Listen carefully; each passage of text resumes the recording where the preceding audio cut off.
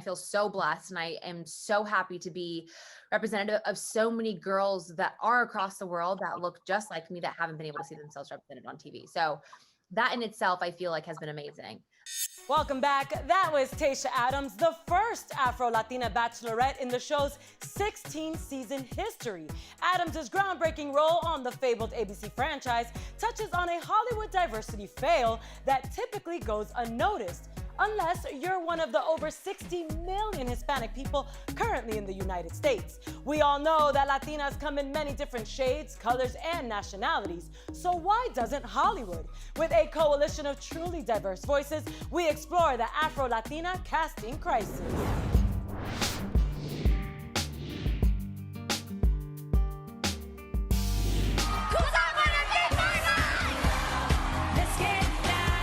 Let me hear you women, let me hear you Latinos. It's time to get loud.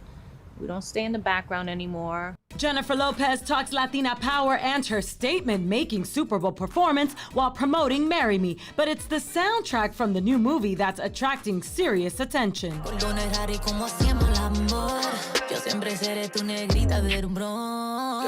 The lyric Siempre seré tu negrita, which translates to I'll always be your little black girl in English, set Twitter on fuego. Did the perceived queen of Latinidad claim to be black? She doesn't necessarily represent a negrita, you know what I'm saying? My mom called me negrita because that's a term of endearment for someone with color. I think she was wrong. Using the excuse of, well, this is just how my culture talks, doesn't fly, because our culture's problematic.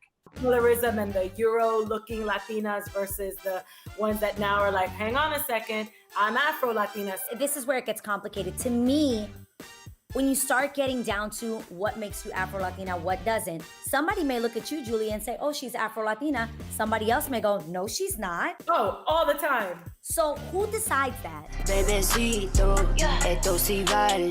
Hip-hop culture and the Black Lives Matter movement are applying pressure on the entertainment industry to stop stereotyping the Latinx community. It's not as simple as what we see on screen.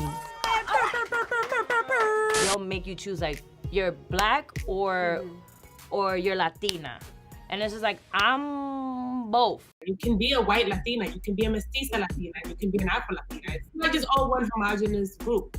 Amara La Negra waved the inclusion bandera on Love and Hip Hop Miami. At the end of the day, in the music industry, they're looking for cookie-cutter poster child. So where are the women that look like myself? This is exactly what I'm talking about. Is this mindset that's been happening for years that don't allow people like myself to have the same opportunities.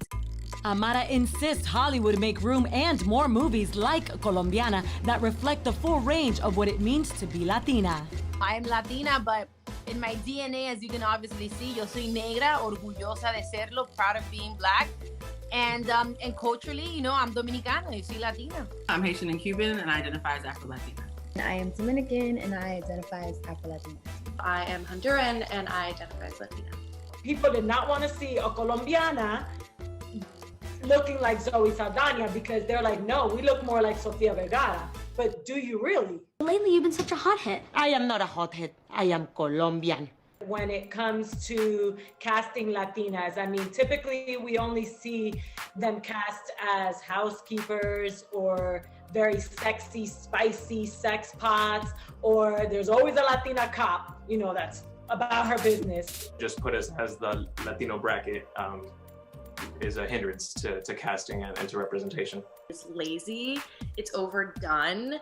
Come up with something new. And there are people who will identify as black or African American because they recognize that that's going to get them paid, right? Or they'll do roles that are more traditionally white presenting because that's going to be easier. With Latinx purchasing power projected to reach $1.9 trillion in 2023, there's more incentive than ever for Hollywood to get it right. They need to understand if you want to secure the bag, you got to secure our culture. And therefore, you need to bring us on. There's so many beautiful cultures that are wrapped into us, and rather than seeing it as an obstacle, I'm now choosing to see it as an opportunity. Great conversation that will definitely keep going. And here's something everybody could agree on: the brilliance of Selena, the series, now streaming on Netflix. An all-new Central Ave this weekend.